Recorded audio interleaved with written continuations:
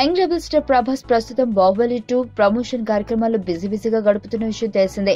ఈ సమయంలోనే మహాభారతం ప్రాజెక్ట్ పై ప్రభాస్ స్పందించాడు. బాలీవుడ్ లో 1000 కోట్ల బడ్జెట్ తో తెరకెక్కించేందుకు ప్రయత్నాలు చేస్తున్న మహాభారతంలో మోహన్ లాల్ నటించబోతున్న విషయం తెలిసిందే. ఆ సినిమాలో భీముడి పాత్రకు మోహన్ లాల్ బాగా సూట్ అవుతారని ప్రభాస్ అభిప్రాయం వ్యక్తం చేశారు.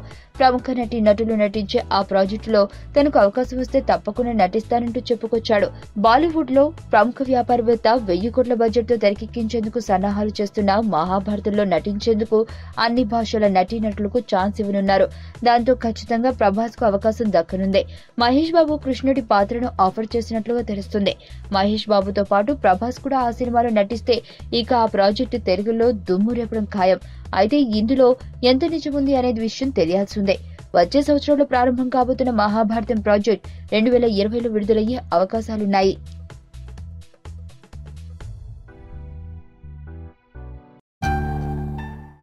నా పేరు ధనుష్ రిషి. అందరూ ముద్దుగా దరి అని పిలుస్తుంటారు. దేవుడికి నా పైన ఉన్న క్లారిటీ, నా బ్యాడ్ లక్ ఉన్న గ్రావిటీ నాకు చిన్నప్పుడే అర్థమైంది. నా లైఫ్లో లక్ ఫ్యాక్టర్ రాంగ్గా ఉండొచ్చు, కానీ లవ్ ఫ్యాక్టర్ మాత్రం చాలా స్ట్రాంగ్గా ఉంది. ఒక మనిషి చేయి చూసి తన జాతకం మొత్తం చెప్పేయగలను.